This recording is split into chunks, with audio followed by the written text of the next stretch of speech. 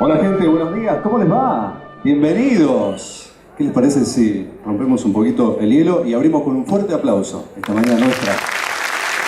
Esta mañana bien Argentina. Bienvenidos sean todos. Y aquí estamos con lindas visitas, como ya es nuestra costumbre en este encuentro pastoral de hace varios años.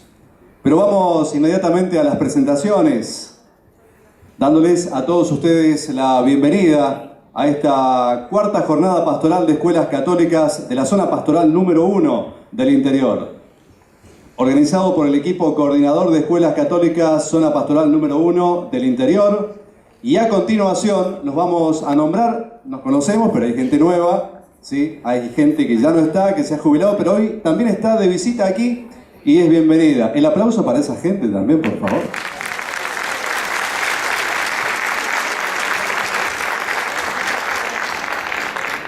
Bienvenidos, gracias por estar, Instituto Parroquial San Carlos de Malagueño. Instituto Secundario San José de Tanti, muchos amigos allí en Tanti. Instituto Parroquial Remedios Escalada de San Martín. Estuvieron los niños cantores, ¿los escucharon? Aplauso para esos niños cantores. Entra a mi hogar, con ese tema se despedían. Muchos amigos también allí. Bienvenidos, Jardín Parroquial de Infantes del Niño Dios.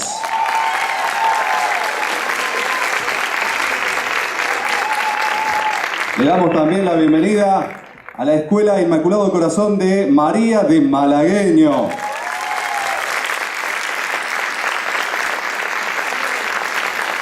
Escuela Inicial y Primaria San José de Tanti.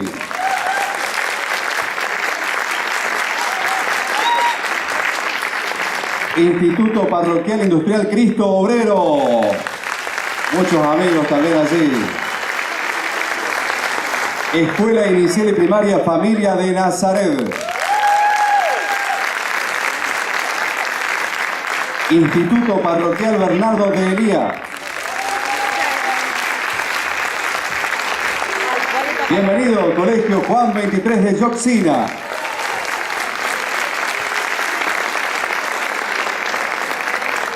Y Escuela Parroquial Primaria Margarita A. de Paz.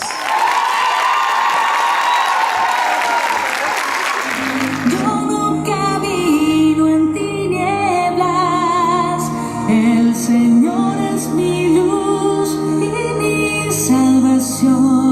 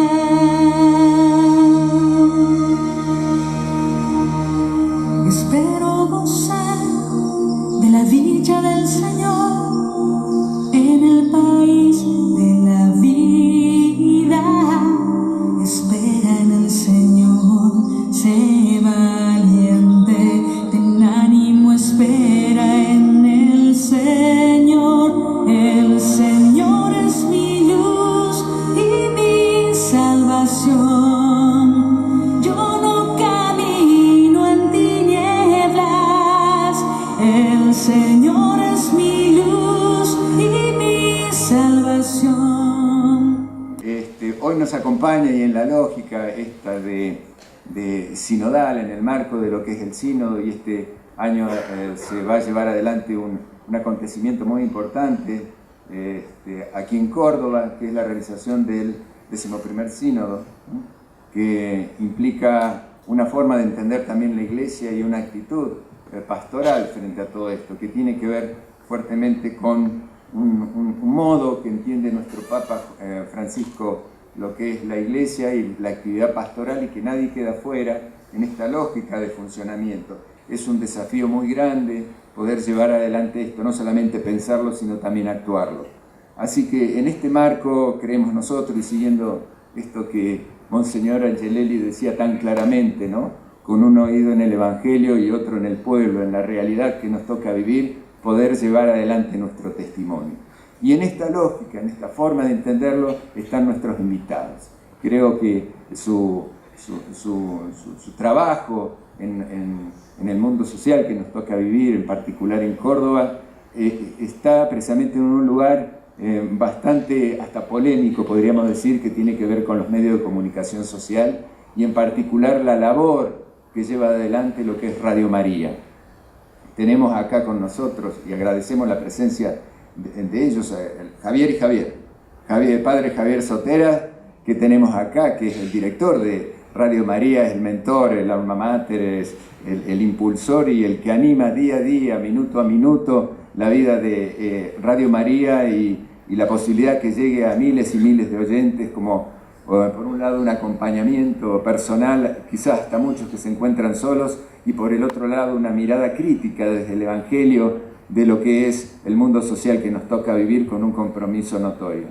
Y sin duda un gran acompañante, sin duda alguien, bueno, lo dirán ellos, pero en la radio misma se escucha la presencia aquí del periodista y locutor Javier también, Javier Cámara, que también con sus análisis precisos, orientadores, que nos permiten a quienes somos cristianos tener una opción y una alternativa en poder pensar la realidad que vivimos. Bienvenidos y adelante. Bueno, muchísimas gracias por la invitación. La verdad que hicimos todo el esfuerzo para ordenar nuestra tarea que ocurre a esta hora de la mañana para poder estar con ustedes. Sabemos de lo que significa en este tiempo sinodal darnos el espacio, romper con lo conocido, lo sabido y lo hecho todos los días para encontrarnos, y queremos hacer ese pasito como tantos otros que vamos a hacer en nuestra iglesia local. Tomándome de las palabras de la presidenta de la JAEC, sencillamente enmarcar este encuentro nuestro y la temática que hoy nos convoca en el misterio pascual. Ciertamente el tema de la comunicación y la aparición de las nuevas tecnologías es un desafío para todos, también para nosotros como comunicadores. Estamos todo el día atravesados por esta realidad, y todos los días nos estamos preguntando cómo y de qué manera readaptarnos a los cambios que la sociedad va sufriendo y gozando con el paso de esta irrupción que es cultural y que es tecnológica. Y lo digo en el marco de la Pascua, porque la Pascua es ciertamente un lugar desconcertante. En el tiempo previo, cuando Jesús está siendo allí acusado en un juicio absolutamente ilegal, entre gallos de medianoche se ha creado un tribunal para acusarlo, con todo lo que significa hacia afuera eso de la pequeña comunidad que él está formando.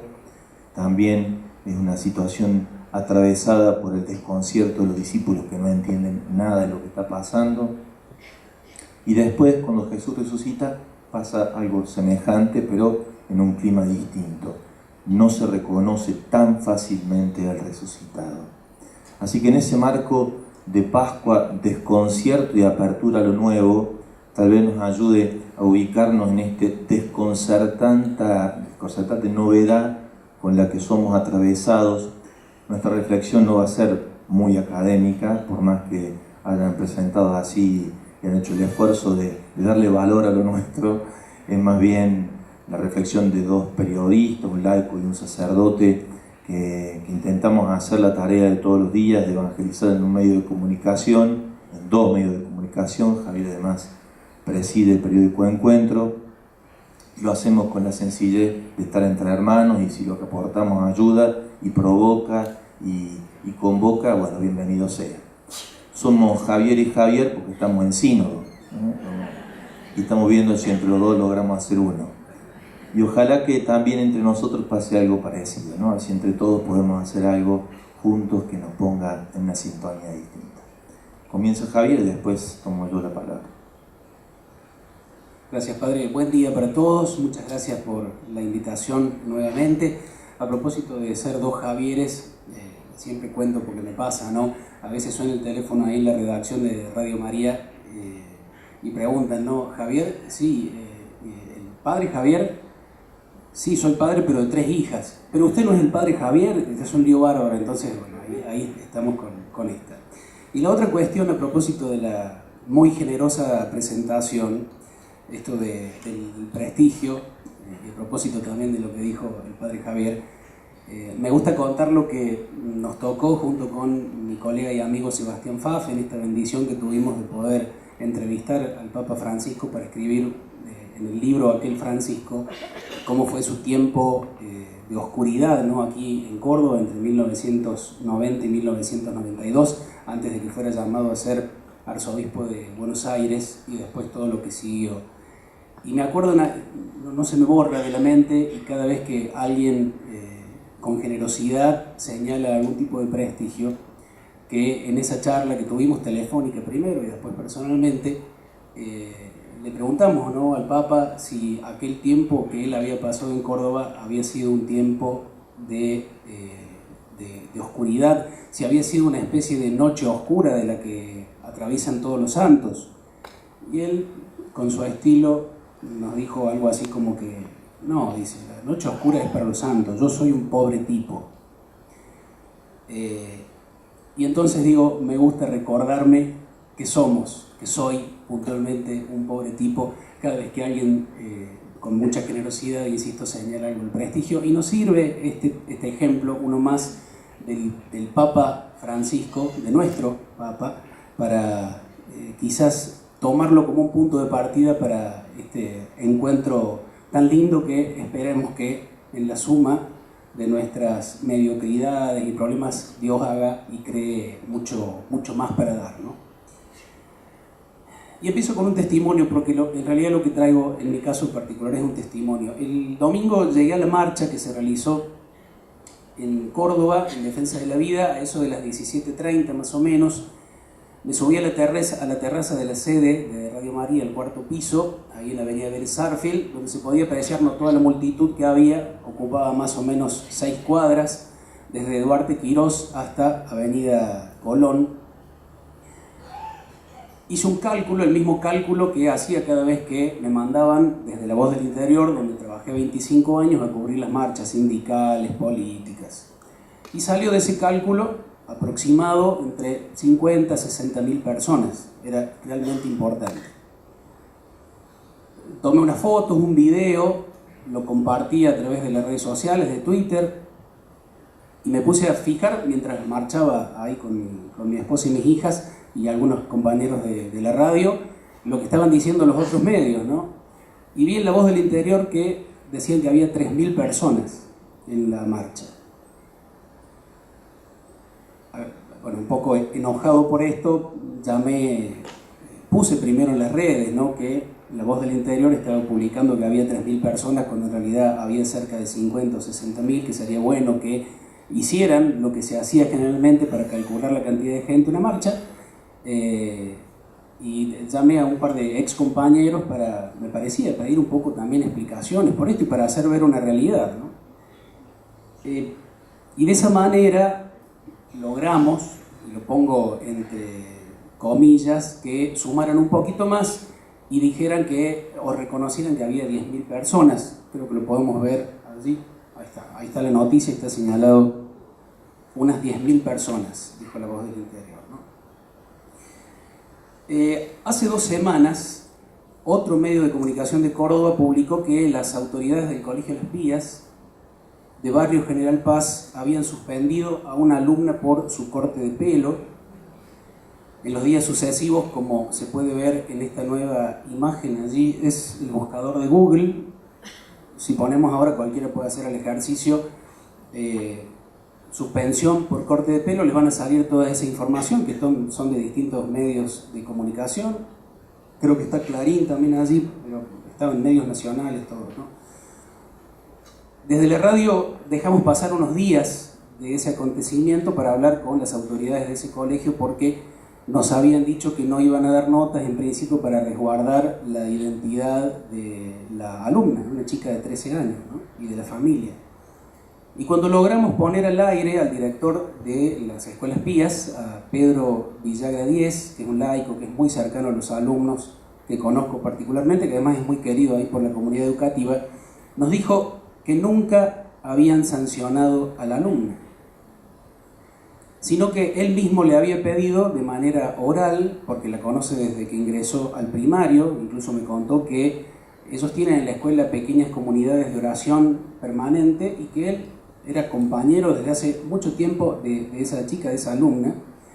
Le había pedido a él que respetara el acuerdo de convivencia que esta misma alumna y sus padres habían firmado, y que como respuesta ella y su papá habían decidido quejarse ante los medios de comunicación y luego cambiarse de escuela. También consultamos a las autoridades provinciales de la DIPE y nos confirmaron que en el caso de las escuelas pías no se había aplicado ningún tipo de sanción. Y sin embargo, ahí tienen los títulos de los medios y de cómo quedó la historia. Después, ninguno de esos medios dijo que habían informado mal. O sea, creyeron una parte de la historia y terminaron mintiéndole a todos. Y podríamos seguir con un montón de casos de noticias publicadas que son falsas o que esconden una manipulación, yo diría vergonzosa, de los hechos y de la verdad. Lo hacen, por ejemplo, también con los gestos del Papa. Habitualmente lo vemos todos los días en casi todos los medios de comunicación. O con los debates por el aborto. Digo, como ejemplo, se me viene a la cabeza estas suertes de entrevistas y notas a las integrantes de una asociación que se dice llamar Católicas por el Derecho a Decidir, siendo que puntualmente en la justicia argentina, hace muchos años atrás, les impidió usar ese nombre, y hay un fallo puntual porque no son católicas, ¿no? Obviamente utilizan ese artilugio, una estrategia política para influir y hacer pensar en el debate que hay católicos que realmente tienen la convicción de que eliminar a una persona por nacer está bien visto y que debería ser así y que Dios lo quiere, ¿no? Bueno, hay decenas de casos de este tipo de manipulación. Por eso, cuando nos invitaron aquí a exponer hoy y nos dijeron que habláramos acerca del lugar de los medios de comunicación social en la construcción y transformación de la realidad social, nos encontramos realmente con un desafío, ¿no? Porque efectivamente los medios contribuyen con la construcción y transformación de la realidad social, pero está claro que no siempre lo hacen a favor del bien común, porque no puede haber bien común posible cuando lo que se transmite es una mentira o una falsedad. Y realmente eso, como sociedad, como cultura, no nos permiten discernir bien las cosas que nos pasan. Y eso realmente es una tragedia de nuestra cultura. Los medios no están contribuyendo con el bien común, contribuyen con un bien que creen es el bien común, o que maquillan como el bien común, pero que responde en realidad a sus propios intereses, a un bien común que ya no es tan común, sino en todo caso un bien particular o un bien sectorial. Entonces,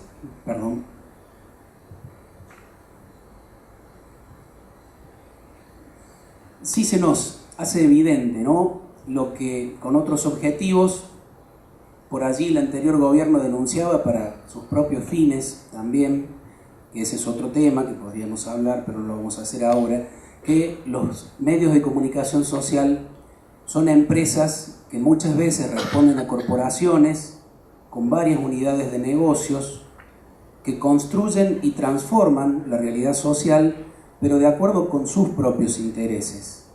que pueden no tener nada que ver con el bien común, como se ha demostrado. Se habla o se justifica este engaño con el argumento de que estamos en la época de la posverdad. ¿Qué es la posverdad de la que tanto se habla, ¿no?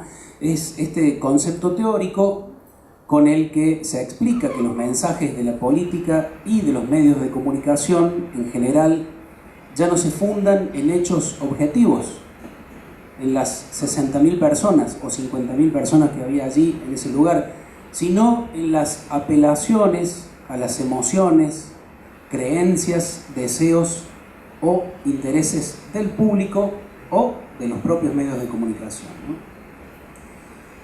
Cierto, sí. Me hace acordar el padre que recién hablábamos, en la escuela de Las Pías, cuando hablamos con el director de esa escuela a propósito de este inconveniente que habían tenido, me comentaba él a propósito de la posverdad que en uno de esos días otro alumno había ido con el otro pantalón que no era del color del uniforme, color naranja cuando tenía que ser, no sé, azul o gris, y que él le mencionó, dijo, che, Carlito, veniste con el color azul del uniforme. Y él dijo, pero si es azul. No, le dice, es naranja. No, dice, usted lo verá naranja, yo lo veo azul. ¿Cómo salir de esto, de esta posverdad, no? Este concepto de la posverdad, para abundar un poquito en el detalle, creció en popularidad a partir de la elección del actual presidente de los Estados Unidos, Donald Trump, pero su origen hay que buscarlo a principios de la década de 1990, cuando un escritor estadounidense de origen serbio, Steve Tesic, hay escrito de él, en realidad no vale mucho la pena lo que escribe, pero él lo mencionó en realidad, escribió un artículo en la revista The Nation en el que lamentaba que los estadounidenses, así decía él, habían decidido libremente vivir en un mundo en donde reina la posverdad.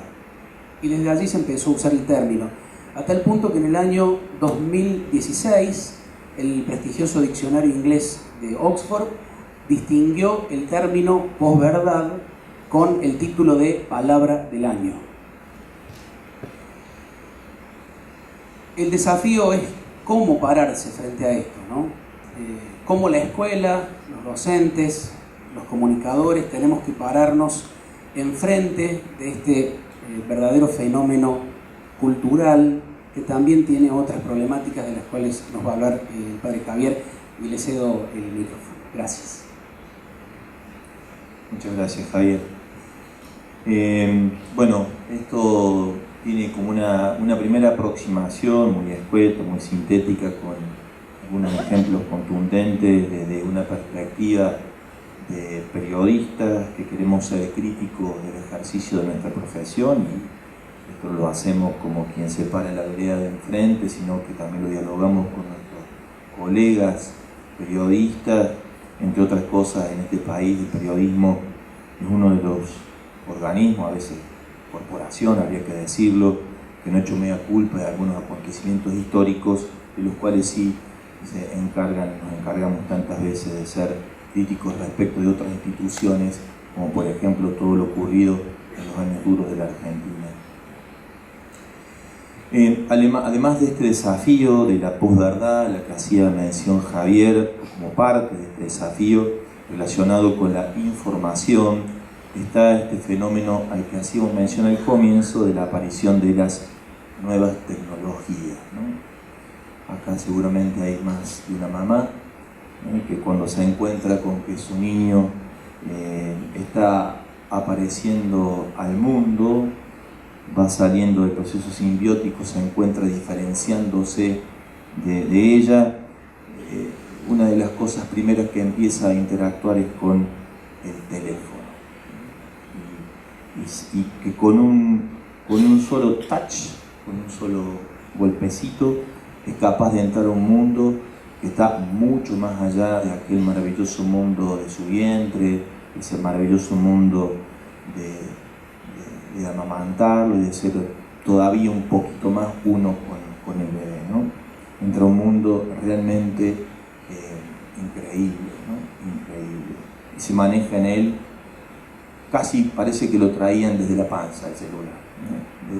de esa familiaridad con la que rápidamente se encuentra. Exagero un poco los términos en los tiempos, pero solamente para introducirnos a esta aparición de lo digital en el mundo en el que vivimos, ¿no? Los medios de comunicación, las redes sociales, YouTube, Instagram, Twitter, lejos de educar, nos ponen en contacto con esta irrupción de una nueva cultura en la que estamos inmersos, y tal vez posiblemente estos medios sencillamente sean una expresión de una realidad mucho más profunda de este cambio cultural. Celebro haber encontrado en este maravilloso documento que recién presentábamos del 11º Sínodo Arquidiocesano una expresión muy clara y muy bien referida a esto en la página 87, cuando el documento del instrumento de trabajo habla sobre la tarea de la formación y la evangelización en los TIC. Dice así: la tecnología ha impactado en la configuración, atiendan a esto porque esto es mucho más que cómo usamos las herramientas, ¿no?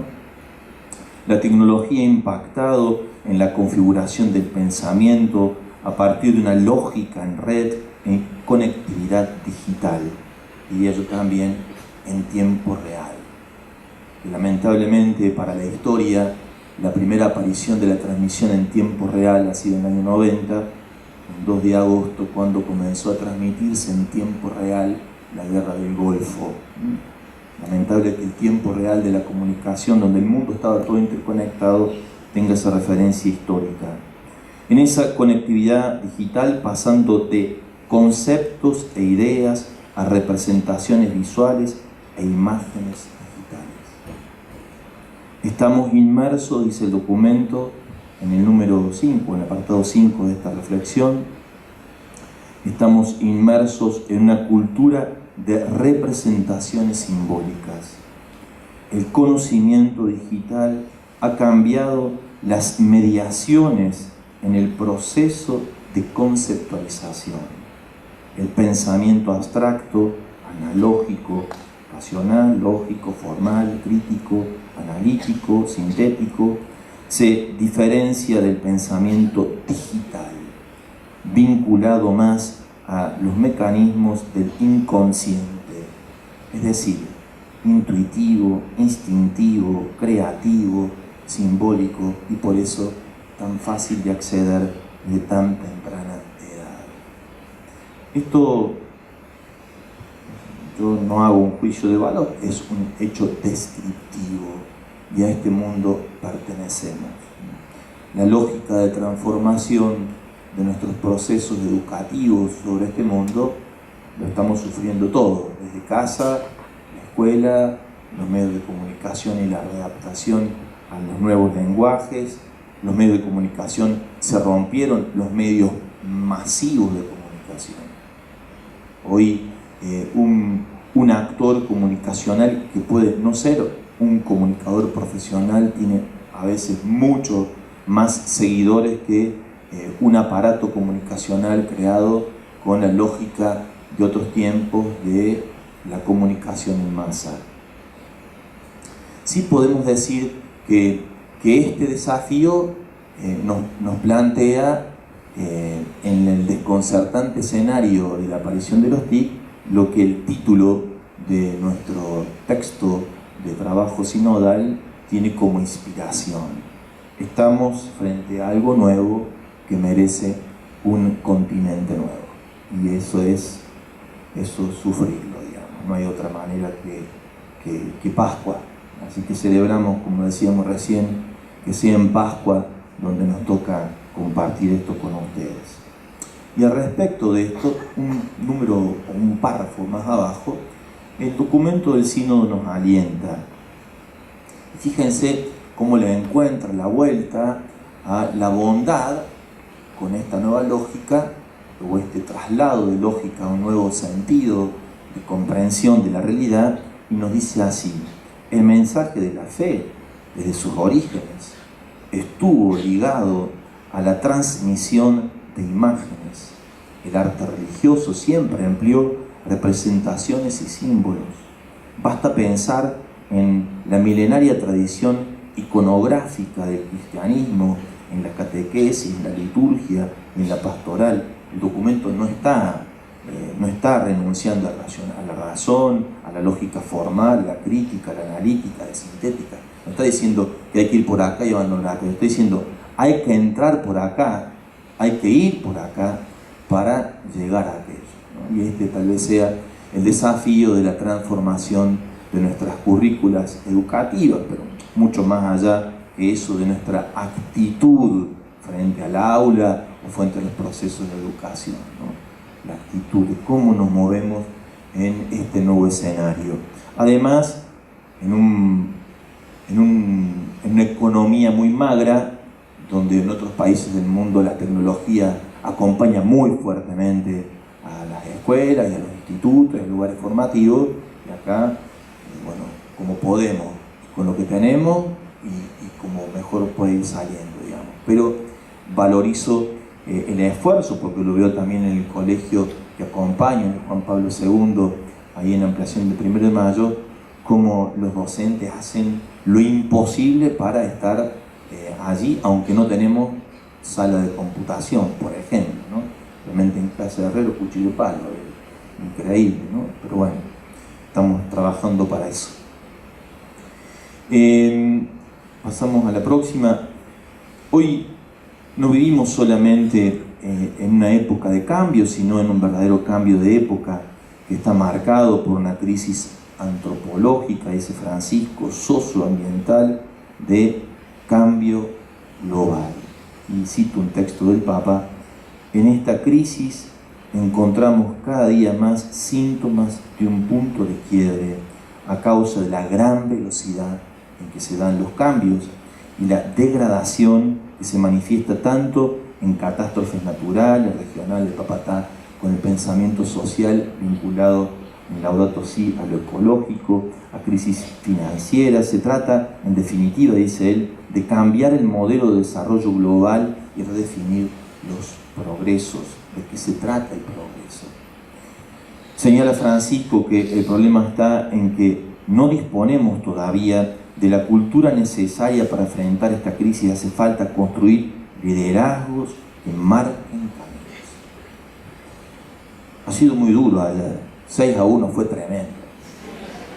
Yo no puedo obviar hacer un comentario al respecto, y evidentemente nos faltó el líder. ¿O no? Me parece que no.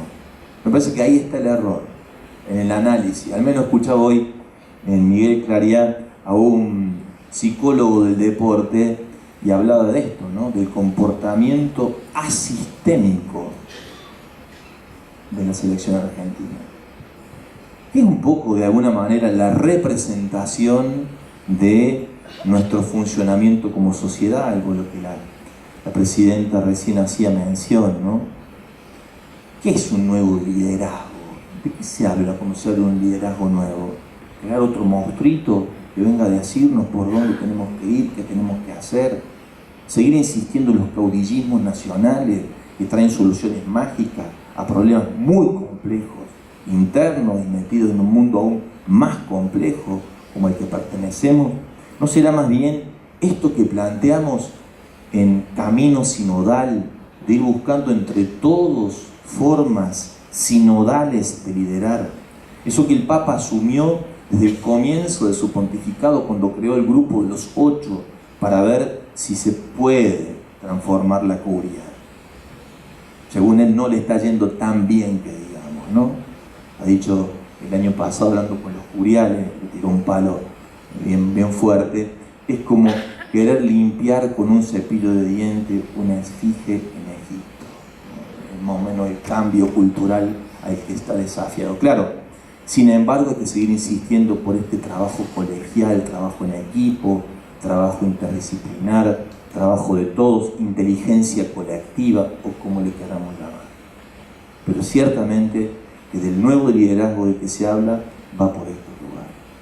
Y hoy querer interactuar en una cultura en cambio, con la aparición de estas nuevas tecnologías y todos los desafíos que trae sin una inteligencia colectiva hace muy complejo el trabajo. Claro que a cada uno de nosotros el ego nos sigue asistiendo, y el individualismo cultural en el que hemos sido formados también forma parte de nuestro ADN. Ese es el cambio o conversión pastoral al que nos hemos visto. El tiempo de un compromiso generoso y convergente que lleve, palabras de Francisco, a un cambio radical de paradigmas para cambiar hacia el verdadero desarrollo humano integral que propone el Evangelio. En este cambio, en este camino, los cristianos tenemos mucho para cambiar, para renovarnos, para convertirnos. Ahí aparece en Evangelii Gaudium lo que ya aparecía en Aparecida, la expresión que viene inspirada posiblemente de nuestro teólogo cordobés Víctor Manuel Fernández, pero articulado con el pensamiento de muchos más, pero lo hizo texto antes de Aparecida, la conversión pastoral, ¿no? La conversión pastoral. Por dónde ir, digamos, ¿no? Por dónde inspirarnos para ir hacia adelante frente a este cambio cultural, frente a estas apariciones tecnológicas desconcertantes y desafiantes, este cambio de lenguaje en la comprensión y la capacidad de darlo así a entender a quienes educamos. Nosotros pensábamos junto con Javier esto, ¿no? Una tarea en el espíritu. Una tarea en el espíritu. Un desafío de educar y evangelizar en el espíritu. Una inteligencia del espíritu, podríamos decir también. Pasar de la Babel de la comunicación, ciertamente. La comunicación es una gran Babel. Ciertamente, estos ejemplos que ha puesto Javier recién aquí nos muestran que hay que leer varios diarios antes de decir qué está pasando. Tenés que ver qué dice, por qué lo dice, con quién está articulado, a quién responde, cuáles son los intereses, qué empresario está detrás, qué ideología. Hay que leer 3, 4, 5, 6. Nosotros para la redacción cruzamos varias lecturas, intentamos buscar varios sentidos. No es tan fácil decir, se dijo esto y esto es tal cual como se dijo. Nosotros hemos tenido la posibilidad de estar con el Papa Francisco, y lo digo esto, que no salga de acá, o sea, está en todos lados en un ratito, por las redes sociales, ¿no? Nosotros había estado él con el presidente Macri, unos minutos antes, fue para la canonización de Brochero, justo nos tocó parar en Santa Marta. Nosotros le preguntamos cómo le había ido, por supuesto hizo la pícara respuesta, ustedes porque son periodistas, quieren saber nada, le dije más fraterna la pregunta, y nunca la dijimos en términos periodísticos, pero en un ámbito como el nuestro lo podemos decir. Dice, yo no voy a la Argentina, ¿qué le dijo a Macri? Yo no voy a la Argentina porque ustedes me invitan y ustedes no quieren que vaya. Usted me invita formalmente y usted impide que yo vaya. Es más, Clarín, así concretamente, Clarín y dos funcionarios. Hay una campaña construida alrededor de esto que es escandalosa. Para el que está en contacto con comunicadores y con los medios de comunicación y trata de leer por todos lados qué está pasando, es tremendo. Ahora, en la opinión pública, yo confieso en la parroquia en la que estoy, la gente que viene envenenada con el Papa es tremendo. Yo no todo el mundo después dice, no, yo estuve con el Papa y me dijo que fue Macri al que le respondió, que fue Clarín y dos funcionarios suyos, que lo invitan y lo impiden. No puedo estar explicando todo el tiempo esto. Ahora nosotros, como educadores y lectores de la realidad, esto y otras cosas no se nos pueden pasar. No se nos pueden pasar. Y a nosotros como católicos tampoco se nos pueden pasar. No puede ser que, como decíamos, hay un axioma en el periodismo, ¿no? Cuando vos estudias periodismo te enseñan, lo dice Clarín, si está nublado, pero Clarín dice que hay sol, hay sol. Como decir, se impone la realidad, se impone la realidad, se inventa la realidad. Bueno, en este contexto nos parece que hay una Babel de la comunicación en la que estamos metidos por los medios, por la tecnología, por esta complejidad de cambio cultural. El desafío es creer que Pentecostés es capaz de hacernos hablar en un mismo lenguaje y que nos entiendan de todos lados. Parece que por ahí va un gran desafío, hacer una experiencia de encuentro en Pentecostés en nuestra comunidad educativa, ¿no? Dejar realmente que sea el Espíritu el que guíe a tener una vasija nueva para un vino nuevo. Que tengamos la capacidad de, por supuesto que hace falta preparar todo el material y lo exige la tarea responsable de planificar y poner objetivos y no dejar de apostar a ser muy ordenados en este sentido, pero también tener la suficiente libertad como para decirnos, a ver, lo que hicimos, alcanzó, sirvió, en que sí, en que no, que hay que reinventar. O sea, como animarnos a meternos en esta lógica entusiasmante de, como dice, hacer, ¿qué hace un evangelizador? Un evangelizador en el Espíritu. Eso, animarse a algo nuevo y entusiasmante. En este punto vamos a pasar dos más, vamos a ir a la 14. Esto, ¿no? Tener la capacidad de no dejarnos ganar el entusiasmo. No es fácil para un educador. Sería muy bueno que las paritarias se resuelvan al menos, no sé si en diciembre, sería lo mejor en diciembre, para no empezar todos los años a ver si empezamos o no empezamos las clases. Si los chicos van de 180 días o cuántos días van a tener. Sería muy bueno. Aparte, yo imagino ponerme en el cuero de ustedes, es tan desagradable tener la ilusión con todos los desafíos que supone, encontrarse con realidades muy complejas, de empezar a sentir que tiene sentido la vida en la profesión que tenemos y depender de estas negociaciones tan complejas. Sería muy saludable. Claro que eso quita ánimo para la tarea, pero nosotros vivir entusiasmados es como mandato divino. Entusiasmo etimológicamente significa vivir en Dios. Vivir en Dios. Si uno se quiere entusiasmar con el contexto, difícilmente encuentre algunos motivos, salvo, claro que sí, en el rostro de los chicos, en la tarea de todos los días, en la responsabilidad social que uno tiene para educar, pero no colaboran mucho los contextos en la Argentina. Nosotros tenemos una posibilidad evangélica de ponerle un rostro realmente de bienaventurados educativos, que a pesar de todo sonríen, cantan, celebran el hecho de educar, hasta despertar la pregunta en otro, ¿y esto por qué se ríen? ¿Cómo es que celebran? Solamente es posible, como lo decíamos en 2 diapositivas anteriores, pero las suprimimos para no hacerlo más larga, si nosotros nos animamos a un encuentro renovado y personal con el Señor, un gran comunicador, que sobre todo con gestos y algunas palabras muy bien elegidas, fue capaz de penetrar en una cultura muy compleja y muy adversa. Dicho esto, gracias y ojalá que sirva para que podamos seguir conversando un poquito entre todos ahora.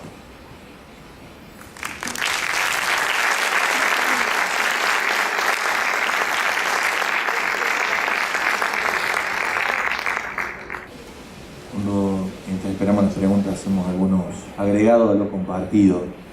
Cuando Francisco dice lo que le dice al presidente, no es una opinión. Ustedes imaginarán que una organización como el Vaticano maneja alguna información más de la que podemos manejar nosotros, ¿no?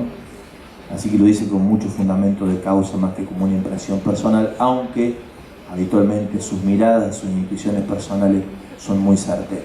Así que, como para que nos corramos de cualquier lugar al que podemos todavía estar apegados y pensar que hay algún tipo de vinculación política. Bueno, si yo saco una foto acá, si yo les saco una foto a ustedes acá, puedo sacar a las 4 personas que están acá, digo, no fue nadie al encuentro, muy poca gente. Sí. en la edición se juega el contenido. Yo recuerdo una foto de Francisco en Clarín, con La Nación número 2, diciendo el Papa le da la espalda a ciertas situaciones en la Argentina. La foto era el Papa de espalda, era el viento levantando la capa de la sotana blanca, tapándole la cara. O sea, hablaba mucho más la foto que lo que decía el título. O ver la foto y ver el título, ya tenías todo el contenido construido junto a otra parte de la campaña que corre por otros lugares. Una reafirmación tremenda en términos de comunicación que no podemos ser ingenuos. Nosotros todos los días nos peleamos con la gente pobre porque, a ver, escuchan Radio María pero ven otras cosas, menos mal además, ¿no? Y uno dice bueno, Eduardo también ha estado en la radio colaborando en algunos programas, uno dice y está, y del otro lado también, pero en la misma expresión, uno es valorado en un sentido y en otro. Se ha instalado muy fuertemente con un interés de dividir para gobernar la grieta en la Argentina. Es una construcción la grieta. Porque la grieta, por supuesto que está, ¿no? Es social, es de la pobreza, es educacional, es de vivienda. Esa es la grieta real. La otra es un manejo, porque el que divide termina por gobernar.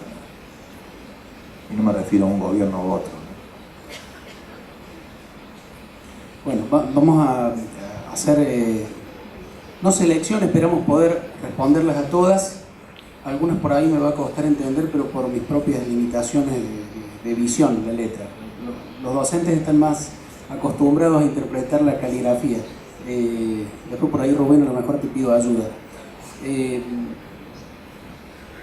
Comenzamos con una pregunta que dice: ¿qué características tendría un paradigma que responda al entusiasmo, que habló el padre Javier y que responde también Evangelii Gaudium, que permita hacer frente a la realidad y a la posverdad en lo que educamos? Ahí está. Yo me voy a remitir a un punto, a uno de estos consejos, que es un poco más general, pero que lo menciona el Papa. Después, padre, si querés te paso para que contextualices. A ver, ¿dónde estaba? Porque me había interesado. Sí, dice: ¿qué espera un evangelizador con espíritu? Podemos hacer una traspolación y decir: ¿qué espera un educador, un comunicador católico? Dice el Papa: el misionero, que es el evangelizador con espíritu, está convencido de que existe ya en las personas y en los pueblos, por la acción del espíritu, una espera, aunque sea inconsciente, por conocer la verdad sobre Dios, sobre el hombre. El entusiasmo por anunciar a Cristo deriva de la convicción de responder a esa esperanza. Y agrega el Papa que, aunque a veces perdemos el entusiasmo por sentir que somos sembradores que tiran la semilla en piedras o sobre espinas, guardamos en nuestro corazón la esperanza de que aquello que es nuestro tesoro es también valioso para los demás, incluso aunque no lo sepan. Es importante mantener esta esperanza, creer que aquello que cambió nuestra propia vida cambiará también la de todo el mundo. Es increíble la amplitud que tiene el Papa de la acción del Espíritu, que a veces nosotros mismos cerramos, ¿no? Con nuestro pesimismo, decir: bueno, ¿para qué vamos a hacer tantos sacrificios si esto ya está? ¿Para qué nos vamos a poner a pelear con Clarín o con lo que sea, con Infobae, si son más grandes, si ya lo hicieron, si ya está? Sí, hay también una referencia que no la hicimos presente ahora para sintetizar un poquito más la presentación. El Papa habla cuando habla del entusiasmo, de una profunda espiritualidad y una mística que esté arraigada en lo de todos los días, en la práctica. Es un jesuita, ¿no? Un contemplativo en la acción, digamos, ¿no? Por eso el Papa tal vez de las cosas más complejas que nos ha dejado Francisco, este Amor y Leticia, en el capítulo 8, ¿no? Los divorciados en nueva unión y el tema del acceso al sacramento, a los sacramentos, ¿no? La clave para entender eso, y el Papa lo ha reafirmado de nuevo ahora, hace poco, invitando a la Iglesia a entrar por ese camino, es el discernimiento. El discernimiento. Que no es un ejercicio mental, no es un trabajo, es un don del Espíritu de Dios, la quibérnesis, la capacidad de darnos cuenta por dónde pasa Dios. Porque estar entusiasmado es estar en Dios. Si pedir la gracia de tener don de discernimiento. En discernimiento, ha dicho el Papa hace poco, es lo mejor que le podemos ofrecer desde la Iglesia al mundo. Capacidad de darnos cuenta por dónde pasa Dios y por dónde Dios no pasa. Distinguir y seguir la huella por donde el Señor pasa. Probablemente tenga que ver con eso, padre. Pregunta con un comentario. Usted, padre, hizo alusión al partido de ayer y dijo que faltaba el líder. ¿Jesús acaso no es el líder de la evangelización? Con 12. Sí, fue claro. Primero que lo resolvió con el Padre y el Espíritu. El hermano Ignacio de Loyola dice que fue así. Hace él una contemplación imaginativa, cuando propone los ejercicios, dice, ¿cómo fue la encarnación? Dice Ignacio. Bueno, vieron la redondez del mundo, la complejidad que había, y entre las tres personas de la Trinidad resolvieron por consenso, que era bueno que la segunda persona se encarnara. Y cuando Jesús vino con ese mandato trinitario, hizo lo mismo acá. No quiso estar solo, buscó dos. ¿Por qué el diario La Voz del Interior inventó o volvió a maquillar la cifra de los asistentes a la Marcha por la Vida cuando se les reclamó la cifra dicha de 5.000 a 10.000? Yo no sé si lo inventaron, a lo mejor la persona que mandaron no se tomó el trabajo de hacer el cálculo que generalmente tienen que hacer los periodistas para este tipo de marchas o que habitualmente se hacen, pero probablemente no se lo exigieron que lo hiciera en esta oportunidad, porque lo que buscaba esa marcha, la defensa de la vida desde la concepción, no está en el manual de estilo de La Voz del Interior, en absoluto. Cada vez más en las redacciones, yo viví, reitero esto, 25 años en la redacción de un diario, y hay cada vez, por toda esta cuestión filosófica, antropológica que hemos de alguna manera descrito, que describe también la doctrina social de la Iglesia y el Magisterio, hay palabras que cada vez ya son más malas palabras en la redacción, siendo que por ahí no tienen que ver con lo que los propios periodistas creen, pero por ejemplo, no se puede hablar ya en la redacción de moral. El que dice, a ver, y no estoy hablando de moral sexual, sino de la ciencia que al hombre le ayuda a comprender lo que es bueno y diferenciar lo que es bueno y lo que es malo. Moral no se puede hablar. Y claro, y así se entiende cómo después se confunde lo que es la verdad, lo que es la realidad, y desembocamos en la posverdad. A lo mejor para el cronista de La Voz del Interior decir que había 3.000 personas en lugar de 50.000 o 60.000 tenía más que ver con sus gustos personales, y su obligación a él le parecía que pase por eso. Realmente es grave, ¿no? Como a este chico que él decía que tenía puesto un pantalón de color naranja, pero él decía que para él era azul. Y que es complicado realmente, ¿no? Y además es difícil entender cuál es la lógica que termina por gobernar lo que se dice y lo que no se dice. Hace poco he conversado con algunos de ustedes antes de entrar. Ayer ha salido en un Facebook las fotos publicadas de lo que no se dijo en los medios con la marcha, que para mí tuvo la maravillosa inteligencia de no hacer bombos y platillos de esto, la silenciosa y contundente marcha. Yo creo que hasta es una ventaja en el proceso de construcción colectivo de nuestra lectura de la realidad, que los medios no hayan reflejado lo que dicen algunos, no sería un número un poquito exagerado, tal vez lo que 2 millones de personas hicieron en todo el país a la hora de ponerse en camino. no verse representado en los medios es un problema para los medios, ¿no? Es un problema. Y eso es bueno porque hay que establecer un nuevo pacto de convivencia entre el pueblo y la comunicación, al menos con los medios masivos. Para eso hay que hacer, es difícil, pero bueno, entre todos se puede ir haciendo un poquito, sobre todo en las redes sociales donde nos podemos expresar más allá de lo que los medios concentrados plantean. ¿Cuál consideran que es el medio de comunicación cordobés más independiente? Bueno, esto no es autobombo, pero creo que Radio María va por ese lado. Pero ¿saben por qué? Le digo, por una cuestión que es muy objetiva. En Radio María dependemos los recursos que tenemos para que cada día Radio María salga al aire de lo que los oyentes de Radio María aportan. No tenemos ningún aporte de ningún gobierno ni de ninguna empresa. Es así. El padre puede contar eso porque está en la génesis de lo que es esta obra, pero tiene que ver con eso. Yo cuando vengo todas las mañanas y preparo y hago la lectura de todas las tapas de los diarios, las noticias más importantes, y elaboro de alguna manera el análisis de la realidad de manera muy sencilla. No le llamo al padre para decirle, padre, ¿te parece bien que pueda decir esto, que pueda decir lo otro? No tenemos ataduras más allá de la responsabilidad, que incluso también por ahí tiene su riesgo de que nos equivoquemos, ¿no?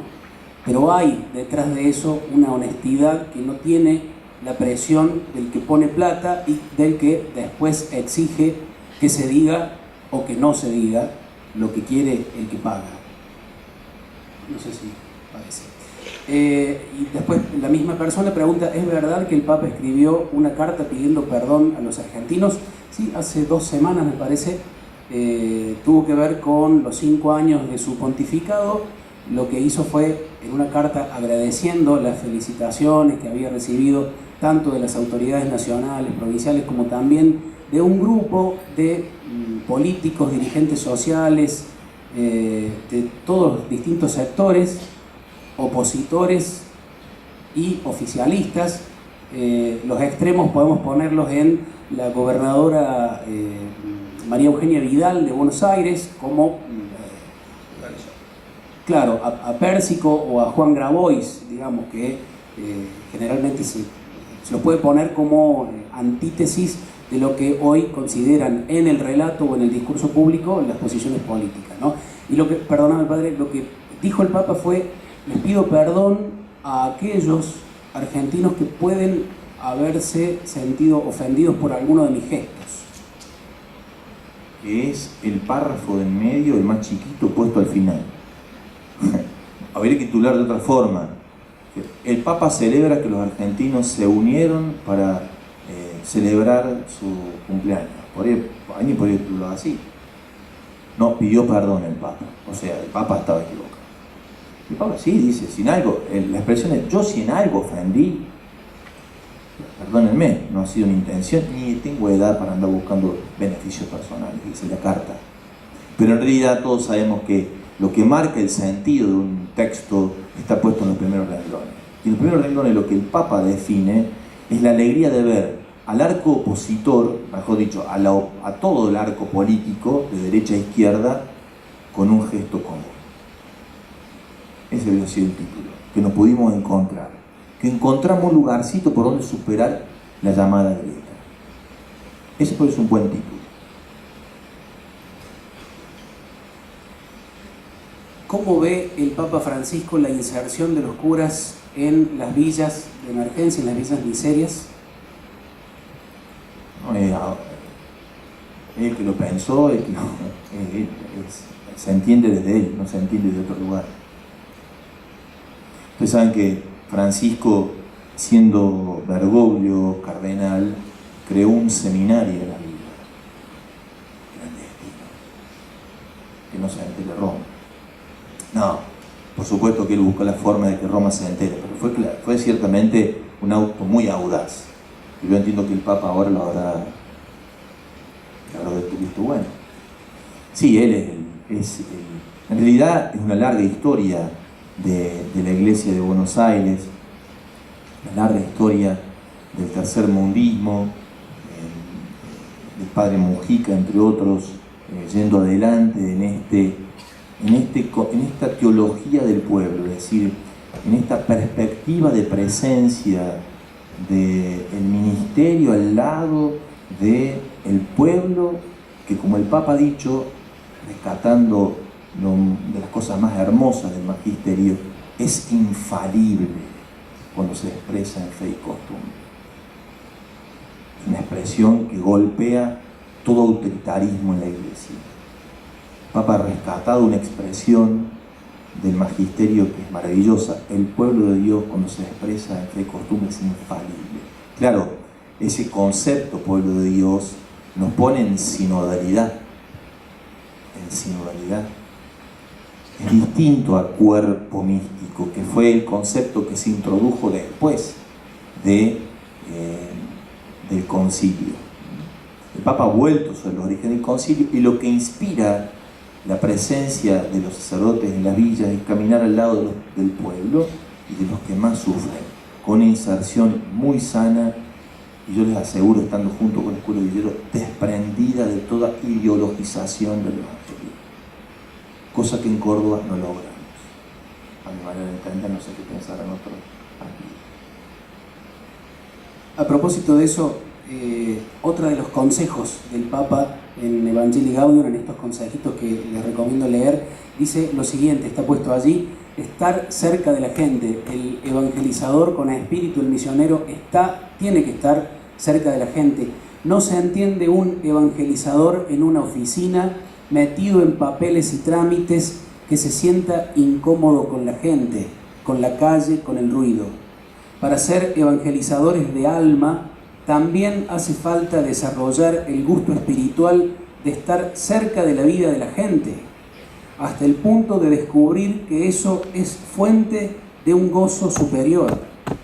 La misión es una pasión por Jesús, pero al mismo tiempo una pasión por su pueblo. Nos pega, a mí eso me pega en el centro del corazón, ¿no? A veces yo digo, no, mucha gente, no. Realmente, hay que pedir perdón a veces, ¿no? Por estas cosas.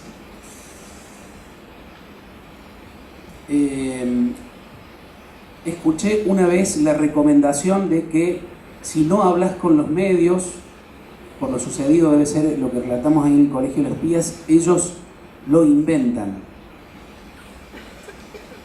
Sí, hay algo de cierto en eso.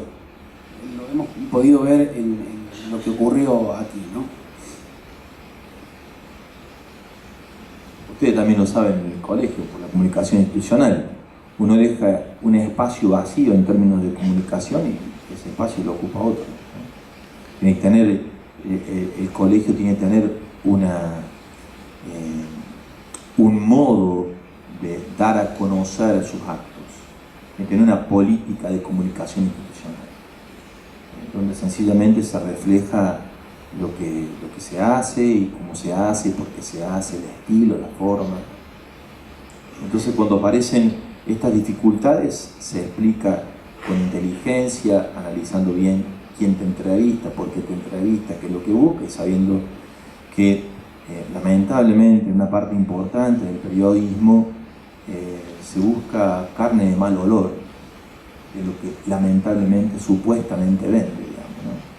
Te van a buscar por el lugar donde tengas alguna cosa que huela un poquito mal para llevarte sobre ese lado.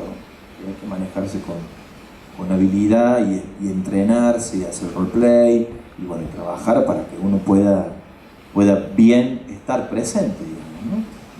Y saber no defenderse, sino ser propositivo en este punto. Sí, a mí como periodista también hay una respuesta entre los consejos del Papa a esto: ser un buen comunicador, nos dice el Papa. No se trata de técnicas ni estrategias comunicativas planificadas y preparadas de antemano. Se trata de una actitud, de una forma de acercarse a los demás, esa forma que vive la iglesia primitiva. Solo puede ser misionero alguien que se siente bien buscando el bien de los demás, deseando la felicidad de los otros. En el hecho puntual, porque también la pregunta, ¿qué recomendación para estas situaciones que están ocurriendo en las escuelas? Me pongo del lado del periodista que está buscando información. ¿Qué me gustaría que hiciera el director, las autoridades de esa escuela? Que si yo voy para que me cuenten, me reciban, me expliquen con muchos detalles, con mucha caridad, con mucha profundidad el tema, decir, por ejemplo, que en principio no querían decir nada, en el caso puntual, porque efectivamente querían proteger el derecho de esa adolescente, de su familia, la privacidad, pero eventualmente si había que decir algo, el hecho fue este, puntualmente, acercarse también al comunicador que también tiene la presión de su trabajo para que él se lleve toda la verdad, ¿no? Me parece que en este sentido callar, ocultar, es lo peor que podemos hacer, ¿no? Sí, y uno, si por ejemplo es un medio gráfico o no, va a estar en una redacción ocupando un título de la información, uno también tiene derecho a pedir: me gustaría que me compartas antes de que salga al aire o que pongas por escrito cómo titularías esta entrevista que hemos tenido. O sea, okay, yo lo he hecho en varias oportunidades cuando me ha tocado escribir para un medio. Me gustaría saber que antes de que lo publiques, contame qué pondrías como título. Y uno tiene así un derecho también a defenderse, porque después en la titulación está el modo de pintar la realidad. Entonces ahí se puede conversar un poco para evitar manipulaciones. Sí, las dos últimas que tenemos, estamos con el tiempo, ¿sí? ¿Se conoce realmente, conscientemente, lo que la palabra espíritu significa y cómo se vive? Yo no. Estoy viendo si me encuentro y me encuentra. No, el espíritu, como dice la palabra, ¿no? Sopla, no sabe dónde viene, dónde va, primerea, es sorpresivo, no pide permiso, ¿sí? Al menos no hay que defenderse de él y permitirle más todavía y prepararse para que nos visite, digamos, ¿no? Es presencia sorprendente, transformadora de la gracia de Dios. En los tiempos que corren hasta la segunda venida del Señor, es el Espíritu el que guía a la Iglesia. Por lo tanto, no tener conciencia de que Él nos guía y nos inspira y nos conduce es problemático, digamos, ¿no? Las organizaciones pierden vitalidad, la esencial.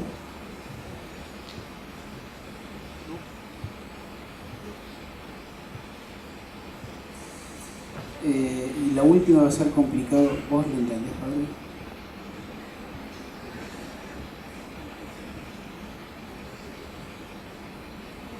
Bueno, sí, me la habían dado a mí, la pasé acá a Javier, pero parece que vuelve.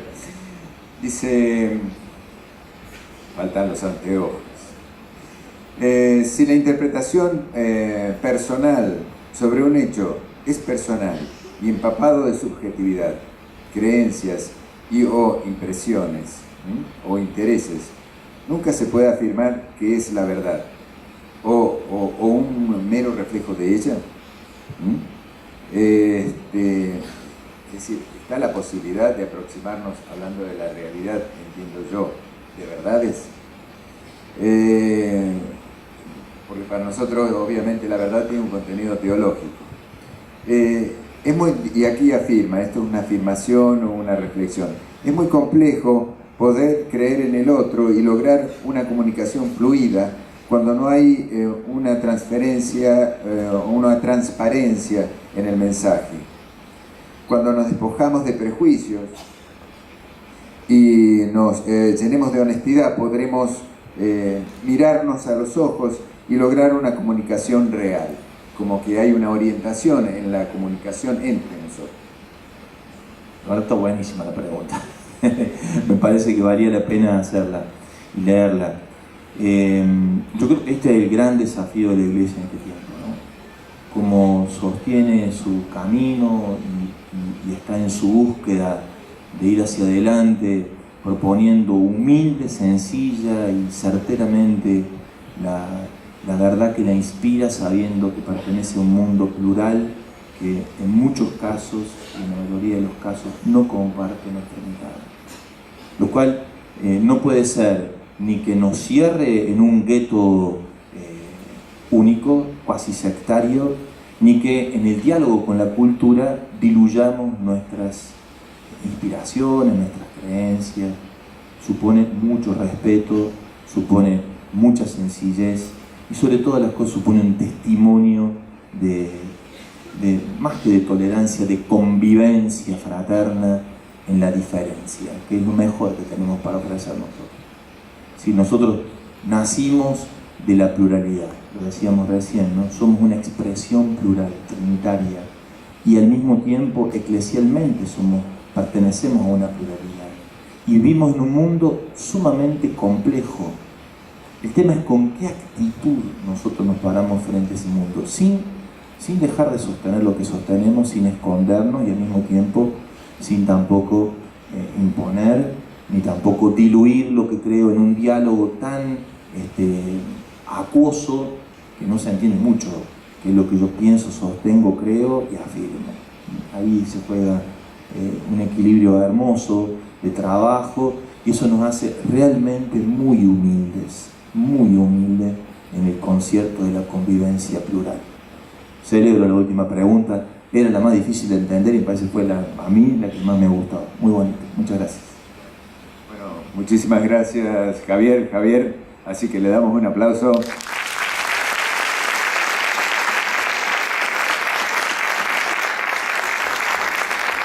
Bueno, estimo un poco como planteaba Carolina, que más allá de las respuestas que se den no es algo que cierra, sino que abre a nuevas preguntas, ¿no? Que eso es lo válido, en donde lo propiamente humano, ¿no? De hacer las búsquedas y abrirnos permanentemente a búsquedas, a pesar de que siempre hay encerrado un enigma en la vida social y en la historia, siempre nos hagamos preguntas en forma permanente. Un gran saludo y un agradecimiento a todos nosotros por participar de esta jornada. Les voy a contar un chismecito.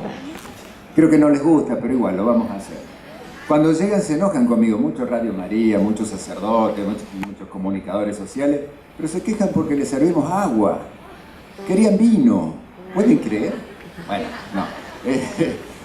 Nosotros como escuela le hemos dado un presente que tiene que ver con un par de vinitos que se los llevaron, no dijeron que no.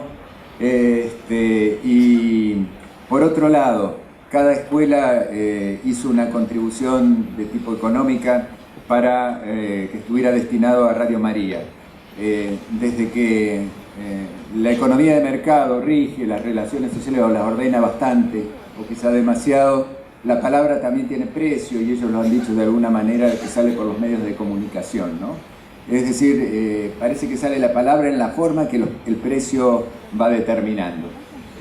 Radio María se sostiene con la contribución de los creyentes, de quienes forman parte de la comunidad cristiana y quienes deciden libremente aportar. Y en este momento, no lo dicen ellos, pero yo sí lo voy a decir, tienen 21 años en el trabajo de evangelización mediante los medios de comunicación y en este momento un lugar, si ustedes vieran, si lo escuchan, se imaginan una gran radio. Si van, es bastante humilde con los recursos que cuentan y sin embargo con empeño y tesón y compromiso lo van llevando adelante. Están pensando en pasar de una tecnología ya añeja a una nueva, una digital, que va a permitir tener mucho mayor alcance y como toda tecnología va a favorecer o permitir mayor cantidad de trabajo, menos tiempo y llegar con nuestro mensaje cristiano, nuestra mirada cristiana sobre la realidad a más vastos sectores. Así que en ese sentido nosotros todos como comunidades hemos contribuido en esta misión que creemos muy importante. Así que muchísimas gracias a todas las escuelas, a quienes han estado absolutamente todas presentes en función de lo que cada una pudo, contribuyó con esta tarea. Así que tenemos que decir gracias como equipo coordinador a todos ustedes. Bueno, y ya para terminar en este momento vamos a cerrar. Hay una oración que quiere compartir aquí Osvaldo con nosotros. Ahora soy el presentador y él es el que habla. Cambiamos los roles. Me dijeron a mí que dura poco hablando, Rubén, sé breve, que me iban a levantar un cartel. Por ahí había Fernanda, me dijo, te voy a levantar un cartel para que no hables mucho. Bueno, agradezco porque ya lo leí por ahí, Rubén, cortala, listo, ya estamos. Osvaldo. Bueno, ya que anduvimos por las redes sociales, encontré, y lo pongo a modo de ofrenda, ustedes también lo pueden hacer, la oración del comunicador, y es muy linda, es para todos nosotros. Señor, he aquí que me has puesto en el camino de ser misionero de tu luz y tu verdad en los medios de comunicación. Concédeme pues el don de satisfacer en todos la nobilísima necesidad de la inteligencia por conocer la verdad del acontecer humano, para que al hacerlo con respeto y oportunidad esté ensanchando cotidianamente los dominios de la verdad y preparando a las voluntades, los dominios al servicio del bien. Haz que mis acciones defiendan las causas nobles del pueblo. Haz que informe para orientar, que critique para construir, que provoque la risa con el fin trascendente de evitar el llanto, y que llegue a ser desde las columnas del periódico, desde el micrófono de la radio, desde la televisión, en fin, de todo medio de comunicación, ese maestro, ese obrero, ese soldado, ese hermano del pueblo de cuya misión se espera orientación y enseñanza. Entonces, Señor, haz que mi trabajo esté inspirado en la luz de tu verdad y en la ley de tu justicia, para que así logre hacer ágil lo que es pesado, hacer atractivo lo que es serio, hacer alegre lo que es santo y dar a las verdades eternas el aire de sorpresa apasionante de las últimas noticias. Gracias.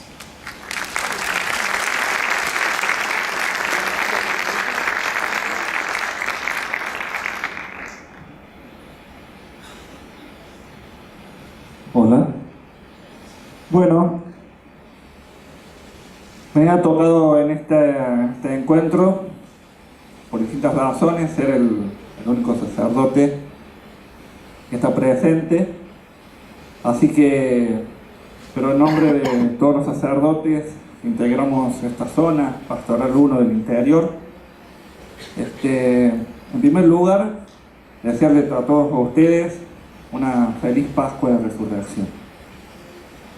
Pero también, tomando todo el contexto de lo que hoy tanto Javier Cámara como el Padre Javier nos han presentado, nos presentaron también, lo dijo el Padre Javier, que un excelente comunicador es Jesús. Y Jesús muchas cosas las comunicó con gestos. Ustedes mañana, como todas las veces, repetidas veces, han visto el Jueves Santo. Y hay un gesto que nos enseña mucho Jesús, este gran comunicador. Este Dios que se encarnó, que siendo Dios, no hizo alarde de su categoría de Dios, sino que prefirió tomar la condición de siervo. Y justamente mañana, el jueves, conmemoramos y hacemos memoria de un gesto y lo realizamos. Es que ese mismo Dios que se encarnó, ese mismo Dios que se encarnó, que descendió a la tierra, ¿no? Es el mismo Dios que se abaja, es el mismo Dios que se hace siervo. Y es el mismo Dios que lava los pies, ¿no? Que toma una toalla y que lava los pies. Y hay el gesto dice sobre todo otra cosa muy importante. Allí estaba quien luego lo iba a negar 3 veces. Y también estaba la persona que la vendía por 40 monedas de plata. Cada uno de ustedes sabe quiénes son esas personas.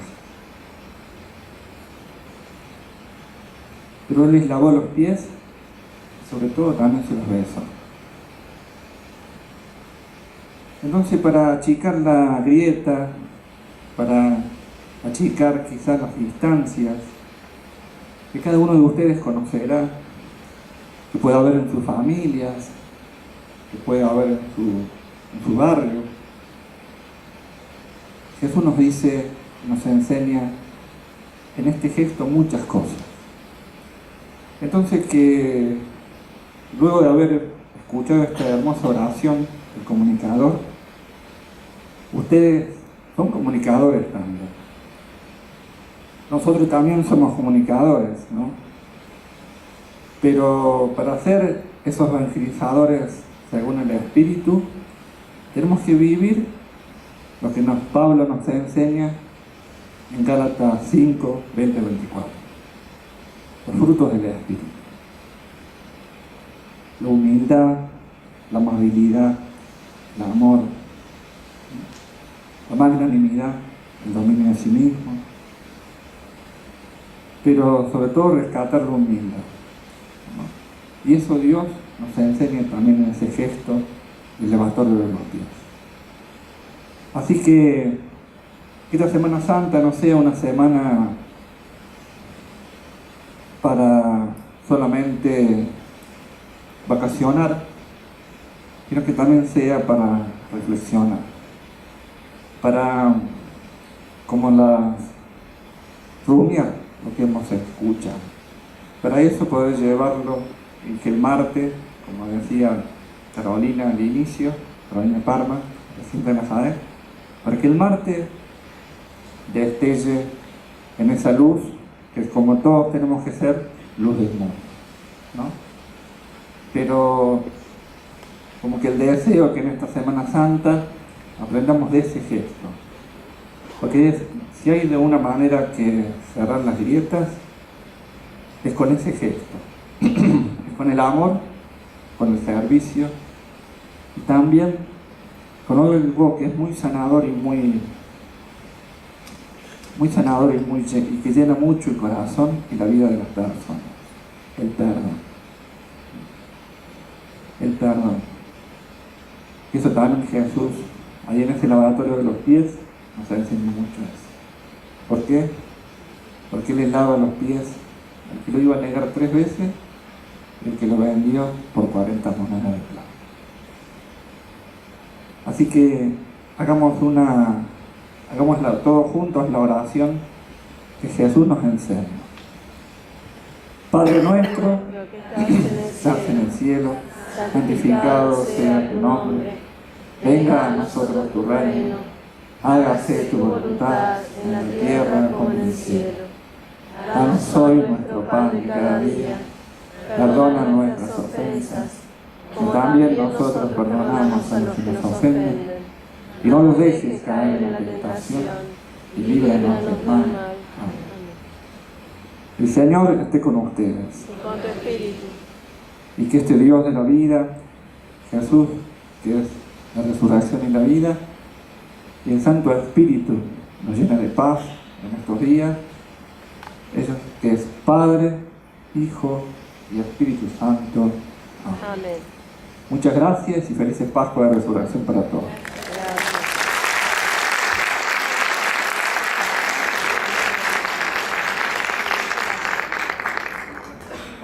Último aplauso para todos. ¿Se asustaron? Bueno, gracias. Será hasta la 4ª jornada pastoral, Dios mediante, el año próximo. 5ª, perdón. Chau, chau.